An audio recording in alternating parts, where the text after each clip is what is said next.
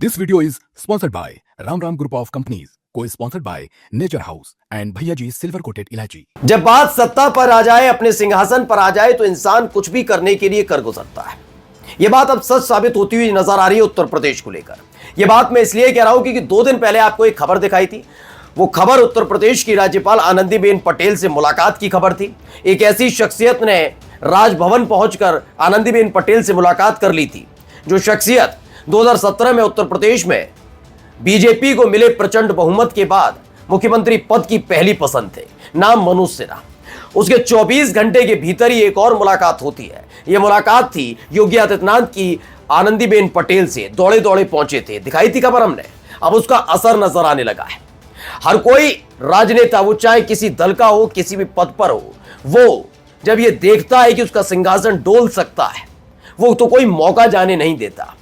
सीधे तौर पर कुछ ना करे, पर्दे के पीछे करे, लेकिन करता जरूर है। क्या ऐसा ही कुछ किया जा रहा है? क्योंकि आज की जो मैं खबर दिखाने जा रहा हूं वो मनोज सिन्हा से जुड़ी है। वो जुड़ी हुई है योगी आदित्यनाथ से जुड़ी हुई, और वो खबर पहलगांव में हुए आतंकी हमले से जुड़ी हुई भी है। नमस्कार, मैं हूं प्रज्वल गौतम और आप देख रहे हैं खबर चौक। सबको पता है कि पहलगाम में एक आतंकी हमला होता है। पाकिस्तान पर इसकी पूरी निर्भरता इसलिए भी है क्योंकि पाकिस्तान से ये आतंकी आराम से आते हैं, इस वारदात को, इस घटना को अंजाम देते हैं। वो बात अलग है कि अलग अलग तरीके से इसे बताया और समझाया जा रहा है, और जिसको जैसा मुफीद नजर आ रहा है वो वैसा ही कर रहा है। चाहे वो दिहाड़ी मजदूर हो 5-5 रुपये के, चाहे वो गोदी मीडिया हो, चाहे वो बीजेपी के नेता हो, या कोई भी, वो अपने हिसाब से इसे ले रहा है। वो आतंकियों का धर्म देखकर अपने धर्म के, अपने देश में रहने वाले मुसलमानों को टारगेट कर रहा है। कोई इसे पाकिस्तान परस्त मानकर पाकिस्तान के खिलाफ कार्रवाई की मांग कर रहा है तमाम जगह। लेकिन इन सब के बीच एक सियासी खेल भी शुरू हो गया है। ये खेल किससे जुड़ा हुआ है? ये खेल मनोज सिन्हा से जुड़ा है। मनोज सिन्हा के साथ साथ ये खेल कहीं ना कहीं इसके तार योगी आदित्यनाथ से जुड़े नजर आते हैं। खबर मैं आपको दिखाने जा रहा हूं, लेकिन उससे पहले एक मुलाकात की तस्वीर दिखा देता हूं। यही वो तस्वीर थी मनोज सिन्हा की।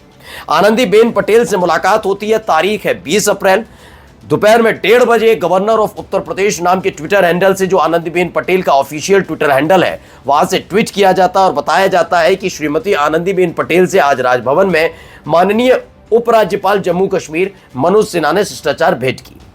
दरअसल मनोज सिन्हा को जम्मू कश्मीर का उपराज्यपाल बनाया गया जब केंद्र शासित प्रदेश बना।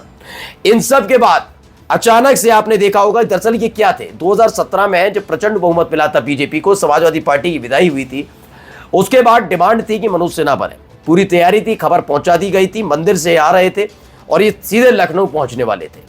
तब तक खबर आई कि आरएसएस का दबाव पड़ा है और योगी आदित्यनाथ के नाम को आगे किया गया है। चूंकि मोदी शाह की यह भारतीय जनता पार्टी उस समय आरएसएस की छत्रछाया में चलती थी, तो इसीलिए योगी आदित्यनाथ के नाम को खारिज नहीं कर पाई। ये मोदी भी जानते थे और योगी आदित्यनाथ के साथ साथ मतलब अमित शाह भी जानते थे कि योगी आदित्यनाथ जो है वो आगे जाकर परेशानी का सबब मोदी शाह के लिए बन सकते हैं। वो उनके इशारे पर काम नहीं करेंगे, वो उनके समझाने पर समझेंगे नहीं, वो अपने हिसाब से फैसले लेंगे। इसलिए मोदी शाह ज्यादा उत्साहित नहीं थे योगी आदित्यनाथ के नाम पर, क्योंकि वो गोरखपुर में योगी के कार्यकाल को एक सांसद के तौर पर देख चुके थे। ऐसे में मनोज सिन्हा को बनाया जाना था, लेकिन आरएसएस के छत्रछाया में थी बीजेपी। मोदी शाह तो तब तक छत्रछाया थे, बाहर नहीं आ पाए थे, तो ना चाहते हुए भी, मन महसूसते हुए योगी आदित्यनाथ के नाम को आगे किया जाता है। 2017 में राज तिलक होता है योगी आदित्यनाथ का, और उसके बाद से अब तलक लगातार बने हुए। वो बात अलग है, खट्टे मीठे पल हर तरफ देखने को मिले, बगावत के चिंगारी भी सुलगती नजर आई, तमाम चीजें हुई, दवा बवाब सब तरह की बातें होती रही। यानी मनोज सिन्हा, अचानक से मनोज सिन्हा का राज्यपाल के घर पर पहुंचना ये नागवार गुजरता है। और दौड़े दौड़े, देखिए ये वीडियो भी मैंने आपको दिखाई थी, जब दौड़े दौड़े योगी आदित्यनाथ दूसरे ही दिन पहुंच जाते हैं आनंदीबेन पटेल के यहाँ, यानी राजभवन पहुंचते हैं। उत्तर प्रदेश के राजभवन में मुलाकात करते हैं। इस मुलाकात की वीडियो मैंने आपको दिखाई थी। चेहरे पर मुस्कान सिर्फ योगी आदित्यनाथ की नजर आती है। आनंदीबेन पटेल उतनी खुश नजर नहीं आती। ऐसा लगता है ये मुलाकात सिर्फ एक औपचारिकता है, एक ऐसी औपचारिकता कि भारतीय जनता पार्टी से ताल्लुक रखने वाले मुख्यमंत्री हैं, और ऐसे में अगर राजभवन से वो बिना मिले वापस लौटेंगे तो चर्चाओं का बाजार गर्म हो जाएगा, इसलिए मिल लिया जाता है। ऐसा महसूस होता है इस मुलाकात से। लेकिन जब वो मनोज सिन्हा से मिलती हैं तो मुस्कुराती हुई नजर आती है। ये खबर हमने आपको पहले दिखा दी। अब आइए खबर आई है। खबर क्या? अभिषेक उपाध्याय हैं, उत्तर प्रदेश के एक बड़े पत्रकार भी हैं, बड़े भाई भी हमारे। उन्होंने एक बात लिखी है। क्या लिखी है? पढ़िए। सूचना पोषित योगी जी की सोशल मीडिया आर्मी। लगातार ये कह रही है कि मनोज सिन्हा जम्मू कश्मीर में फेल साबित हुए। अब आप समझिए कि काट कैसे की जाती है, इस राजनीति को जरा गहराई से समझिएगा। जब आप एक ही प्लेटफॉर्म पर खड़े होते हैं, एक ही दल में होते हैं, तो आप आसानी से एक दूसरे पर कटाक्ष नहीं कर सकते, सार्वजनिक नहीं बोल सकते। आप संकेतों के जरिए संदेश पहुंचाया करते हैं, जैसे केशव प्रसाद मौर्य ने योगी को पहुंचाया था और योगी ने बड़ी शालीनता के साथ केशव प्रसाद मौर्य को पहुंचाया था।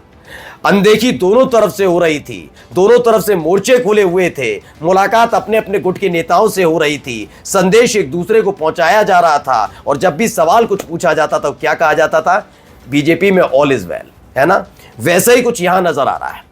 दरअसल योगी आदित्यनाथ जानते हैं कि इस मुलाकात के बाद सीधे सीधे कोई बयान दिया नहीं जा सकता। इसीलिए क्या अभिषेक उपाध्याय जो कह रहे हैं सच बात है? क्या वाकई सूचना पोषित योगी जी की सोशल मीडिया आर्मी लगातार मनोज सिन्हा को जम्मू कश्मीर में फेल साबित कर रही है और उनकी दिलचस्पी बस यूपी में बनी हुई है? ऐसे में अगर रोल बदल दिया जाए, यानी कि योगी जी तो जम्मू कश्मीर का एलजी और मनोज सिन्हा को यूपी का सीएम बना दिया जाए, तो पूरा इश्यू ही रिजॉल्व हो जाएगा। अब यह सवाल उठता है कि क्या वाकई ऐसा हो रहा है? क्योंकि पहलगाम में जो कुछ हुआ वो आतंकी हमला है, आतंकवादी पाकिस्तान से आए, सबको पता है।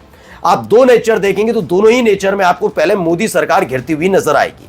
पहला नेचर ये कहता है कि जब वो बॉर्डर पार करते हैं किसी भी तरीके से, तो बॉर्डर इतना सिक्योर क्यों नहीं था? यानी वहां पर रक्षा मंत्री फेल होते हुए नजर आते हैं, जिनका नाम है राजनाथ सिंह, जो बीजेपी से ही है, ठीक है।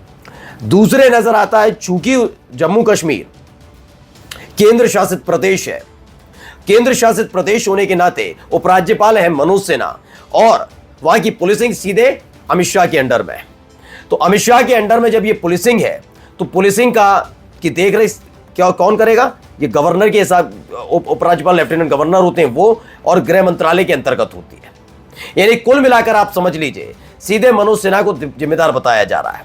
ये घटना कब हुई? 23 तारीख को, और 23 तारीख के बाद से ही 22 तारीख को हुई, 22 तारीख के बाद से ही आप देखिए 23 तारीख और 24 तारीख, ये दोनों ही दिन लगातार ये आरोप लगाए जा रहे हैं कि ये सारा का सारा किया धरा जो हुआ है, ये फेलियर किसी और का नहीं, मनोज सिन्हा का है।